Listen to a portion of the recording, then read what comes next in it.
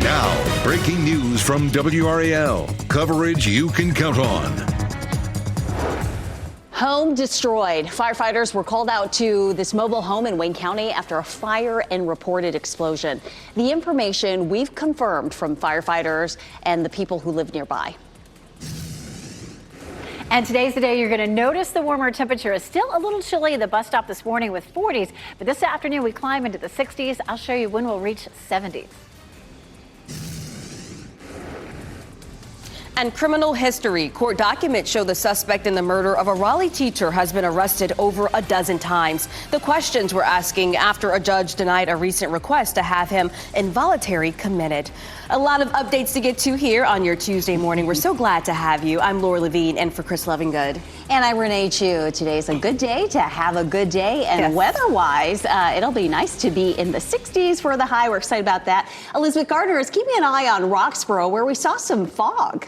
We did it. Interestingly enough, meteorologist Chris Michael is standing right here beside me talking about traffic, and we're like, wait a minute, look at this shot. Just about 30 minutes ago, it was pretty foggy here in Roxborough, but you can see the flags moving here on the courthouse lawn. Typically, if we have the breeze moving, it stirs up the atmosphere and it starts to clear out the fog. The wind's not very strong. Out of the southwest at 3 miles per hour, it's pushing in some moisture, which is helping to produce a little cloud cover and some fog in a few spots, but the stronger the wind is, the less fog we'll see. Right now, it's 38 in the Triangle. We will continue to watch for some patchy fog, especially west of I-95 this morning. But look at that. Yep, the visibility was down to about 1/10 of a mile, now up to 1 mile in Roxborough. And everybody's looking pretty good. Rocky Mount's dropped to about 3/4 of a mile, but it doesn't look like we're going to have any major problems with fog, at least in the next hour.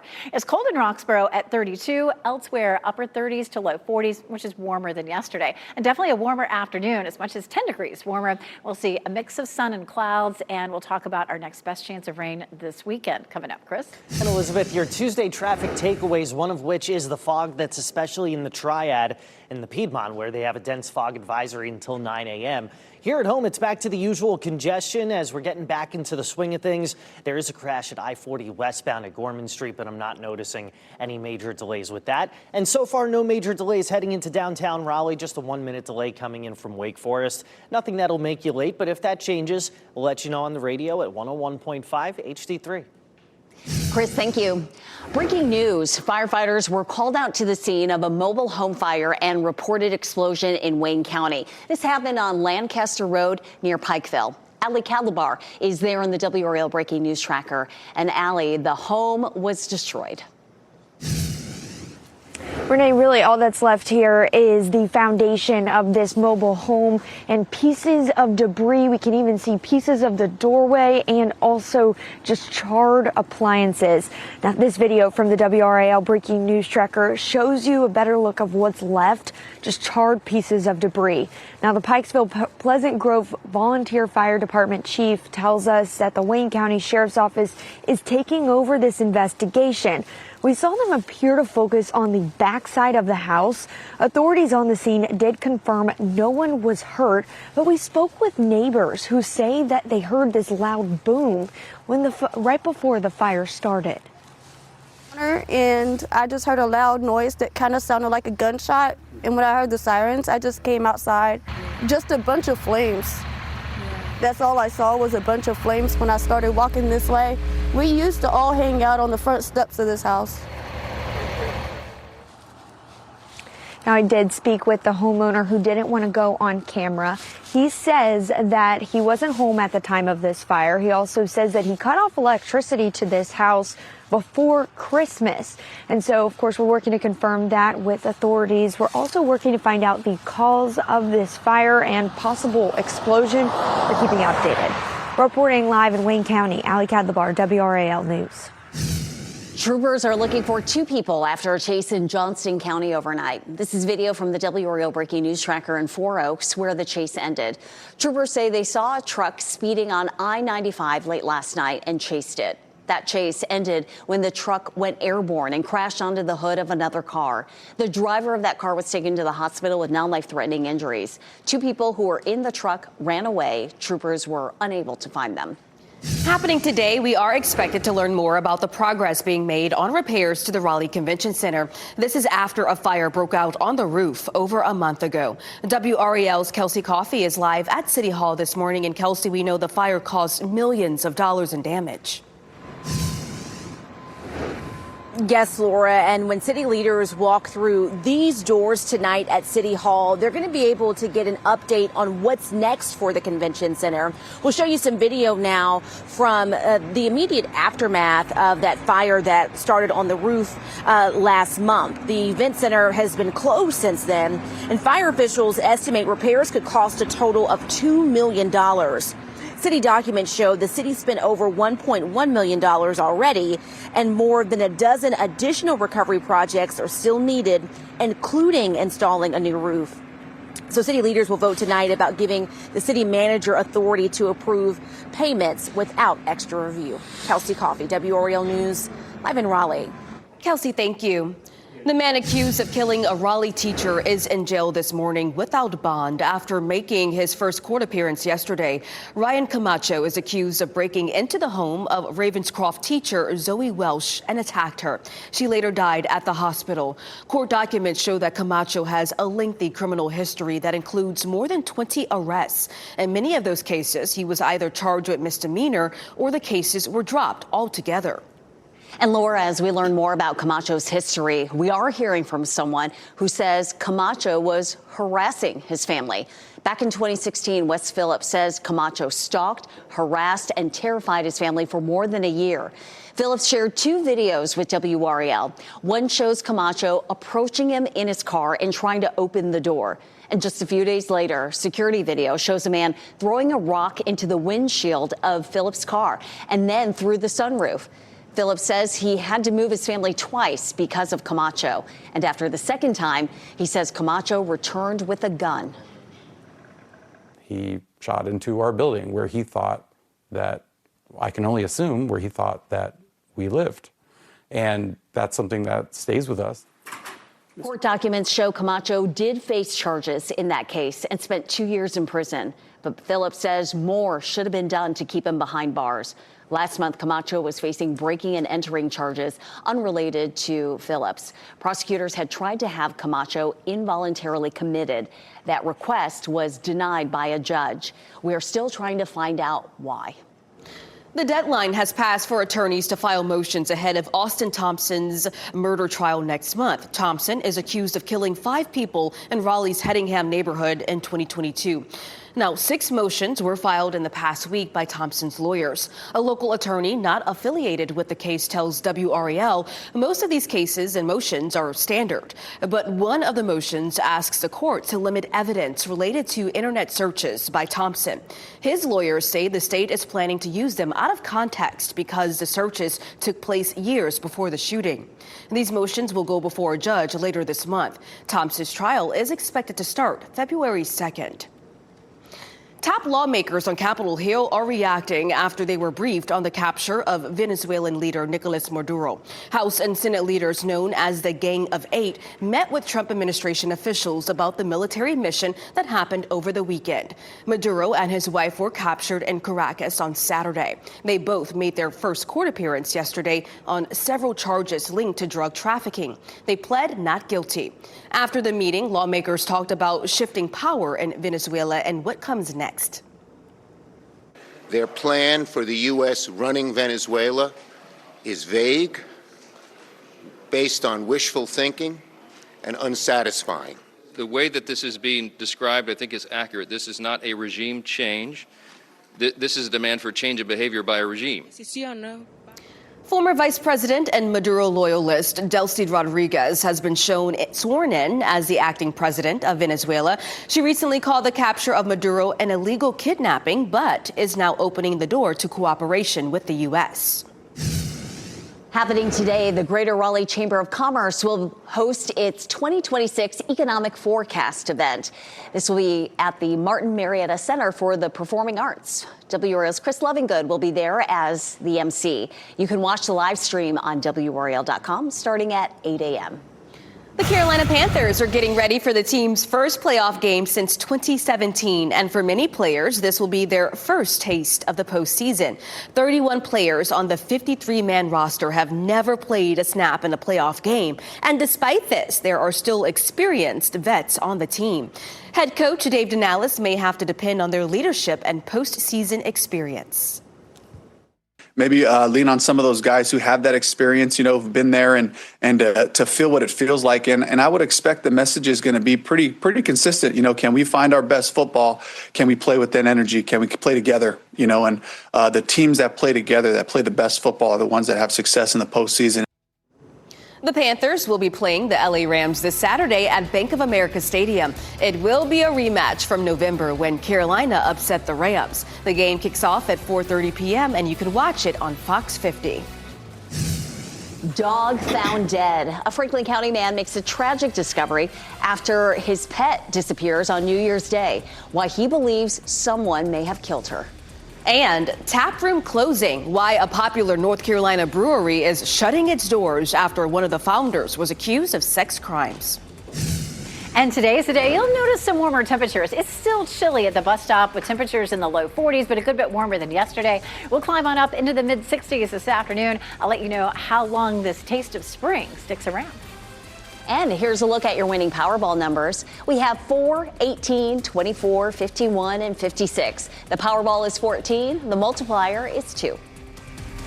As you get into your car, tune to WRAL News Plus on your radio. In Raleigh on 99.3 FM. In Durham, 96.5 FM. And everywhere on 101.5 HD3.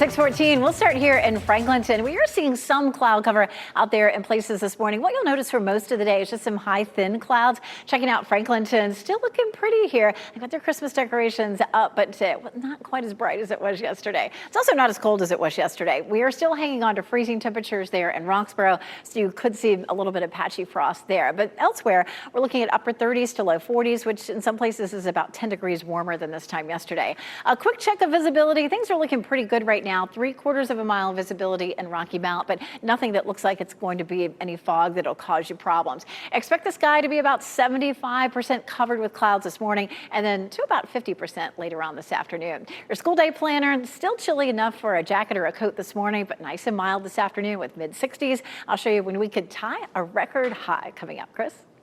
Elizabeth, happening now in the WRAL Traffic Center. Keeping an eye on Aviation Parkway there, I-40 at Aviation Parkway. It tends to be a busy time at the airport. Everything flowing pretty smoothly, but it is a little more congested than maybe some other spots in the area.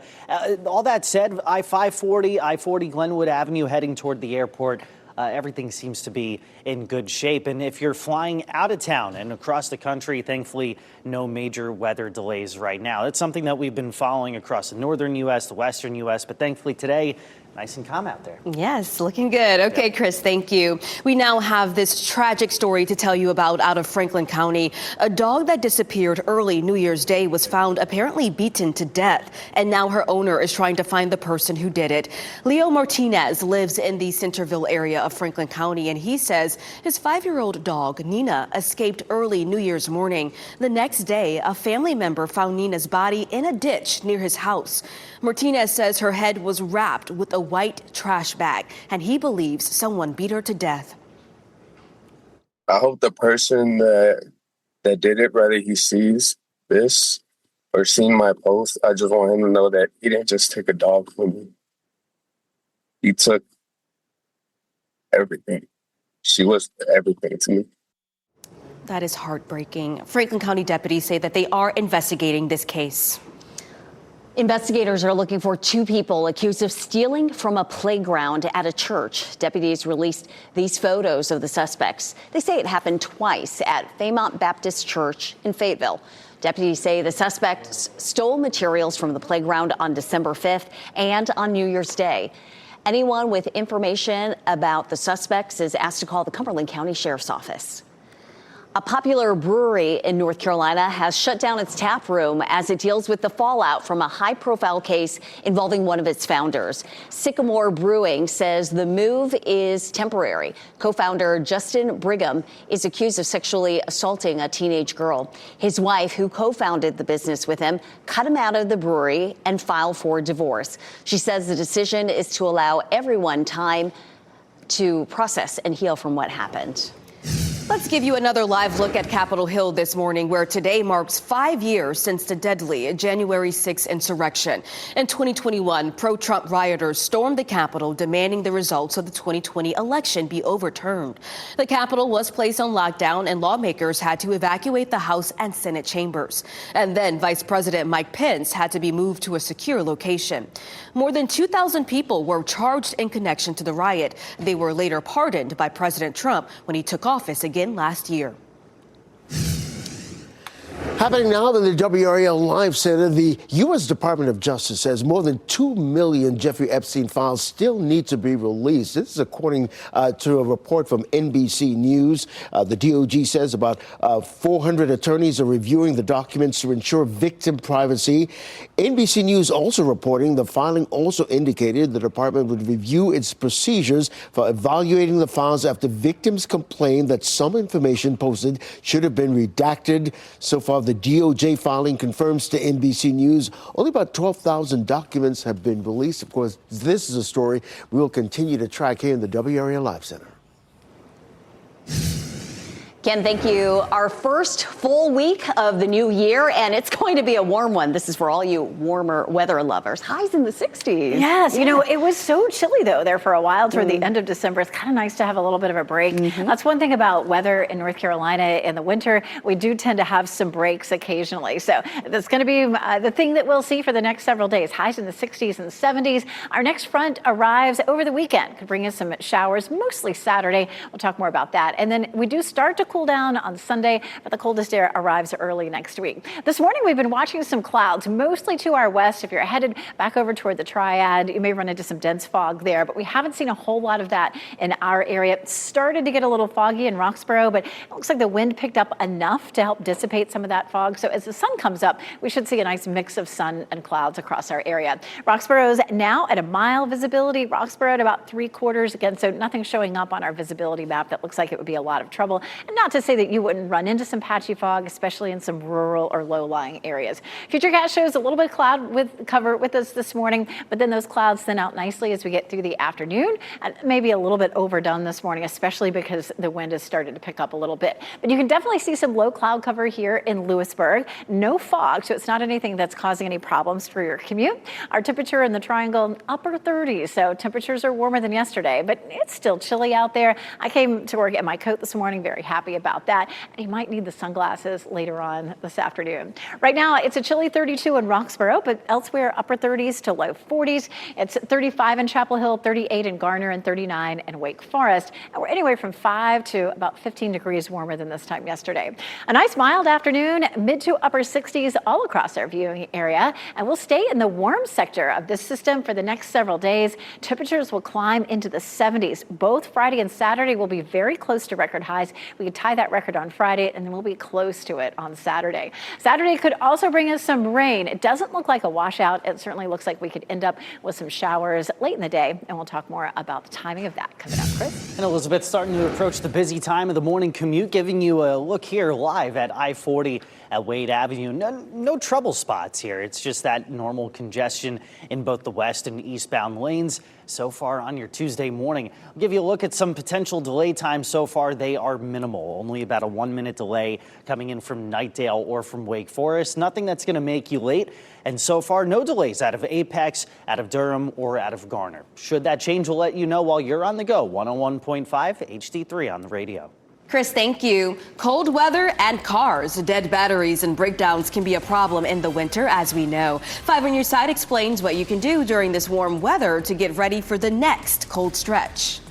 Need a ride in Holly Springs? How a new rideshare option will give free rides to some residents. And if you see breaking news, have a story tip, or take video or pictures of our weather, report it to us. You can go to WRAL.com to send your video, pictures, or tips to our news team.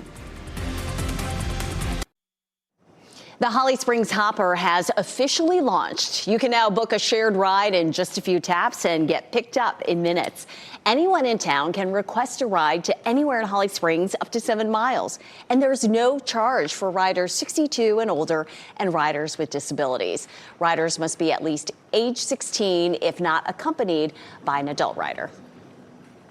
The Holly Springs Hopper is our Holly Springs' first investment in public transit. And so this is going to allow us to not only help people get around town more easily, it's going to take cars off of Holly Springs roads and make it easier to get around town. It's a catchy name, the Holly Springs Hopper. You can download the app on Android and Apple. This What's Trending report is sponsored by Call Dad AC and Heating. A new era for Lego and revisiting a beloved franchise. Let's take a look now at what's trending. So Lego is introducing a new way to play. The company unveiled its new Smart Play system at the CES convention in Las Vegas. Lego says this will be a new interactive way for people to enjoy the popular toy. The bricks and figures are expected to be able to react to each other in real time.